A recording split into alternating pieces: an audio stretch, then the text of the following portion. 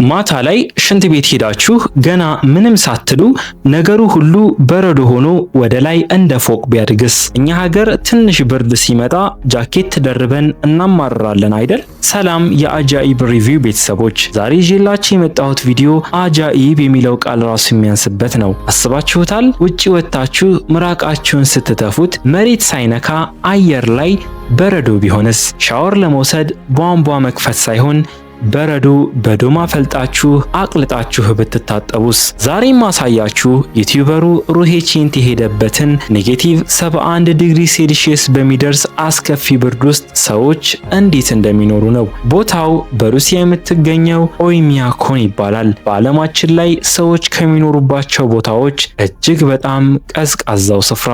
ይህ ዩቲዩበር ወደዚህች መንደር ለመድረስ ከሞስኮ ተነስቶ የ7 ሰዓታት የአውሮፕላን በረራ ከዚያም 900 ኪሎ ሜትር የሚሸፍን የ18 ሰዓታት የመኪና ጉዞ ነው ያደረገው። የደረሱት ከሌሊቱ 8 ሰዓት ነው። የሙቀት መለኪያው ኔጌቲቭ 60.5 ዲግሪ ያሳያል። ልክ ከመኪናው ሲወርዱ አፍንጫቸው ውስጥ ያለው ጸጉር ወዲያውኑ በረደ። በእያንዳንዱ ትንፋሽ አየሩ እንደ መርፌ ይወጋቸዋል። ሳምባን የሚያደርቀው አየር ሳያቋርጡ እንዲስሉ ያደርጋቸዋል። እዚህ ቦታ ላይ በህይወት ለመቆየት 14 ኪሎ የሚመዝኑ ከ20 በላይ ልብሶችን ደርቦ መልበስ ግዴታ ነው። ከዋልታ አጋዘን ቆዳ የተሰሩ ጓንቶችን፣ ጫማዎችን እና ኮቶችን ለብሰዋል። ግን ይሄ ሁሉ ሆኖ ብርዱን መቋቋም አልቻሉም። ውድ የቻናሌ ቤተሰቦች ሻይ ቡና እያላችሁ ዘና እያላችሁ ይህን ቪዲዮ ላይክ እና ሳብስክራይብ አድርጋችሁ ወደ በረዶ ገሃነም እንጓዝ። ይህ መንደር 800 ነዋሪዎች ብቻ አሉት። ኦይሚያኮን በሸለቆ ውስጥ ስለሚገኝ ነፋስ እምብዛም የለም። ስለዚህ ብርዱ ዝም ብሎ እዛው ይሰፍራል፣ አይንቀሳቀስም። ሩሄ ቼንት ወደ ውጪ ወጥቶ ገና 15 ደቂቃ መቆየቱ ነው። በድንገት ግራፊቱ ሙሉ ለሙሉ ደነዘዘ። የፊት መዛል እንደገጠመው ሆኖ ጡንቻውን ማንቀሳቀስ አልቻለም። እዩት፣ አፍንጫው ወደ ነጭነት ተቀይሯል። ይህ ፎረስት ባይት ወይም ደግሞ የበረዶ ቃጠሎ ይባላል። ቅዝቃዜው የደም ስሮችን ያጥባል። በሴል ውስጥ ያለው ውሃ ወደ በረዶ ክሪስታሎች ይቀየርና ሴሎቹ እንዲፈነዱ ያደርጋል።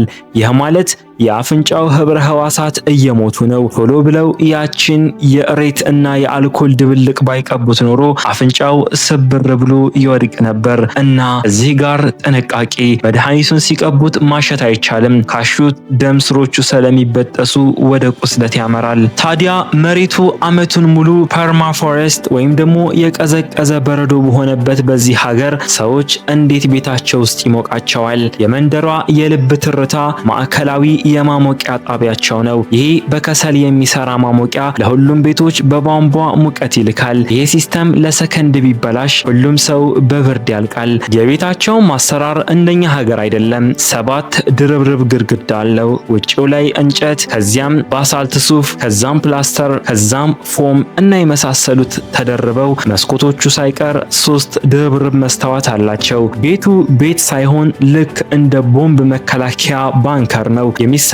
የቤታቸው መግቢያ ላይ ያሉት ክፍሎች ደግሞ ሆን ተብሎ አይሞቁም። ለምን ሲባል እንደ ማቀዝቀዣ ፍሪጅ ነው የሚጠቀሙባቸው። ወተቱም ስጋውም እዛው በረንዳ ላይ በረዶ ሆኖ ይቀመጣል። አስባችሁታል? የቤታችሁን አንዱን ክፍል ዝም ብላችሁ ፍሪጅ ስታደርጉት። በኦይሚያኮን ቀኑ የሚጀምረው በማለዳ ነው። የዶኪያ የተባለችው እናት ጠዋት ተነስታ የያኩት ላሞቿን ታልባለች። እነዚህ ላሞች የሚሰጡት ወተት እስከ 8 በመቶ የስብ መጠን አለው። ይህም ብርዱን ለመቋቋም ኃይል ይሰጣቸዋል። ነገር ግን አስቂኙና አስገራሚው ነገር ባለቤቶቹ የላሟ ጡት በብርድ በረዶ ሆኖ እንዳይቆረጥ ብለው በጨርቅ የጡት መሸፈኛ ወይም የላም ብራ ሰፍተው ያስሩላቸዋል።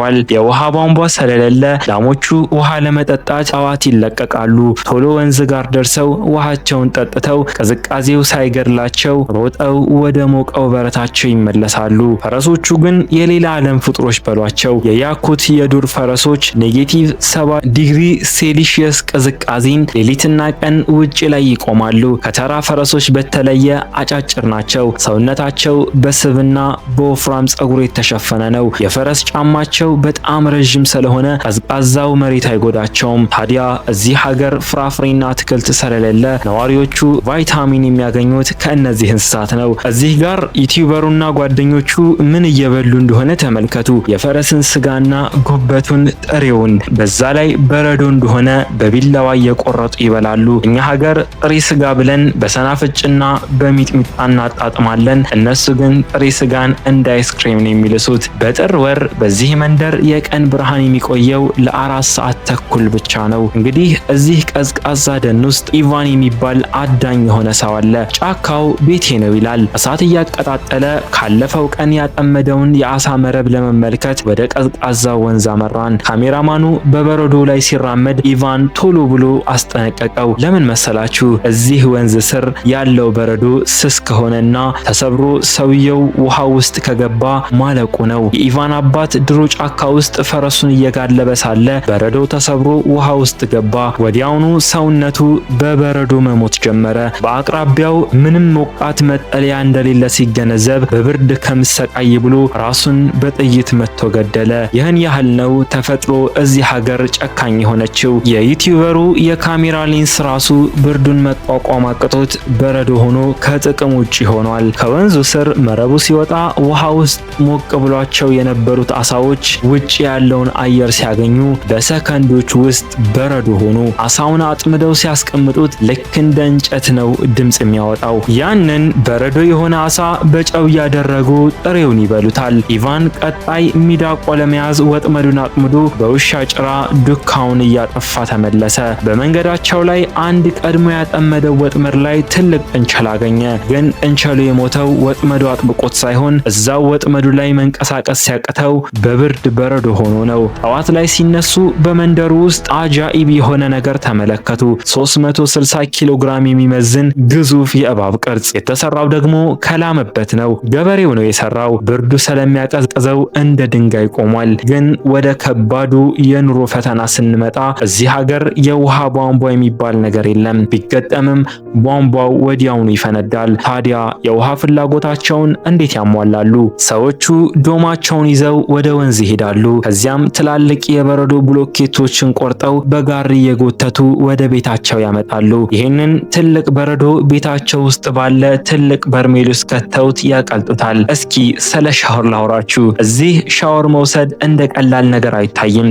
በሳምንት አንዴ ብቻ ነው የሚታጠቡት። በረዶውን ወደ ቤት አስገብተው አቅልጠው አሙቀው ታጥበው ለመጨረስ እስከ 5 ሰዓታት ይፈጅባቸዋል። ታጥበው ሲጨርሱም ከ60 ዲግሪ ሙቀት ወዳለው ክፍል ሲወጡ ከውጭ ያለው ኔጌቲቭ 50 ዲግሪ አየር ስለሚጠብቃቸው በፍጥነት መልበስ አለባቸው። እሺ ይሄ ሁሉ ተበልቶና ተጠጥቶ መውጣቱ አይቀርም። ወደ መጸዳጃ ቤቱ ስንመጣ ነገሩ ያሳዝናል። የፍሳሽ ማስወገጃ ቧንቧ መቅበር አይቻልም። ስለዚህ መጸዳጃ ቤቶች የሚሰሩት ከቤት ውጪ ነው። አስቡት፣ በኔጌቲቭ 60 ዲግሪ ሴልሺየስ ውጪ ላይ ሽንት ቤት መሄድ። ግን ዋናው ፈተና እሱ አይደለም። ወደ ጉድጓዱ የሚገባው የሰው ልጅ ፍሳሽና ቆሻሻ እዛው ስለሚቀዘቅዝ ወዲያው በረዶ የሆነ እየረጋ ወደ ላይ እንደ ምሰሶ ያድጋል። አዎ በትክክል ሰምታችኋል። አንዳንድ ጊዜ እስከ 1 ወይም 2 ሜትር ከፍታ ሊደርስ ይችላል። ስለዚህ ጉድጓዱ እንዳይዘጋ በየጊዜው በዶማው እየተፈለጠና እየተሰበረ መውጣት አለበት። የኛን ሀገር ኑሮ ስናስብ ፈጣሪን ማመስገን ነው። ጠዋት 1 ሰዓት ተኩል ሆኗል። ድቅድቅ ጨለማ ነው። ጃና የተባለች እናት ልጆቿን ለትምህርት ቤት እያዘጋጀች ነው። ልጆቹ አይናቸው ብቻ እስኪቀር እንደ ኒንጃ ተጠቅልለው ፊታቸውን በሱፍ ሻርብ ታስረው በኔጌቲቭ 51 ዲግሪ ሴልሺየስ ቅዝቃዜ መንገዳቸውን እየተጓዙ ትምህርት ቤት ይሄዳሉ። ትምህርት ቤት የሚዘጋው ቅዝቃዜው ከኔጌቲቭ 50 ዲግሪ በታች ሲወርድ ብቻ ነው። በሌላ በኩል ኢቫን አዳኙ ትልቅ ነገር ይዟል። ይህ የምታዩት ተኩላ ነው። ወጥመዱ ይዞት መንቀሳቀስ ስላቃተው በብርድ በረዶ ሆኖ የሞተ ተኩላ ነው። ኢቫን የተኩላውን ቆዳ ሽጦ ስጋውን ደግሞ ሌላ የድብ ማጥመጃ ያደርገዋል። እነዚህ የምታዩቸው የድብ ቆዳዎች ናቸው። ድቦቹ የሰዎችን ከብት ስለሚያጠቁ ነው የሚያድኗቸው። በኦይሚያኮን መኪና ማሽከርከር ማለት ሌላ እብደት ነው። መኪናህን ውጪ አቁመህ ሞተሩን ካጠፋኸው ነዳጁ፣ ናፍጣው፣ ዘይቱ፣ ባትሪውና ጎማው ሳይቀር ሙሉ በሙሉ በረዶ ይሆናል። አየሩ ስለሚኮማተር ጎማው ጠፍጣፋ ይሆናል። መኪናውን ለማስነሳት መጀመሪያ በረዶውን ይጠርጋሉ። ከዚያ መኪናውን ሙሉ በሙሉ በድንኳን ሸፍነው ከስር ትልቅ የጄት ማሞቂያ አንድደው ለ3 እና ለ4 ሰዓታት ሞተሩን ማቅለጥ አለባቸው። የሚሞቅ ጋራጅ ያላቸው ሰዎች እድለኞች ናቸው። የሌላቸው ግን መኪናቸውን ክረምቱን ሙሉ ሞተሩን ሳያጠፉት ነው የሚተውት። እንግዲህ እዚህ ሀገር መኖር ማለት ተፈጥሮን ማሸነፍ ሳይሆን ከእሷ ጋር ተስማምቶ መኖር ማለት ነው። የያኩት ሰዎች ብርድን አይታገሉም፣ ያከብሩታል። ዩቲዩበሮቹ ቪዲዮን ሰርተው ከጨረሱ በኋላ ተፈጥሮን ለመፈተን ብለው በኔጌቲቭ 55 ዲግሪ ሴልሺየስ ልብሳቸውን አውልቀው ወደ ቀዝቃዛው ወንዝ ውስጥ ዘለሉ። እኔ ይህን እብደት ነው የምለው። እናንተ ፍረዱ። እንግዲህ የአጃኢብ ሪቪው ቤተሰቦች የዛሬው ሰፋ ያለና አጃኢብ የሆነ ቪዲዮአችን ይህንን ይመስል ነበር። እስኪ በቅንነት ኮሜንት ላይ ጻፉልኝ። ስንት ሚሊዮን ብር ወይም ደግሞ ዶላር ቢከፈላችሁ ነው በዚህ መንደር ሄዳችሁ ለ1 ዓመት የምትኖሩት? ቪዲዮ ከተመቻችሁ ላይክ ማድረጋችሁን አትርሱ። እንግዲህ እንዲህ አይነት ዓለምን ጉድ ያሰኙ አጃኢብ ቪዲዮዎችን በአማርኛ ዘወትር እንድናደርሳችሁ አሁኑኑ ሰብስክራይብ አድርጉ። በሌላ ቪዲዮ እስክንገናኝ ይመቻችሁ።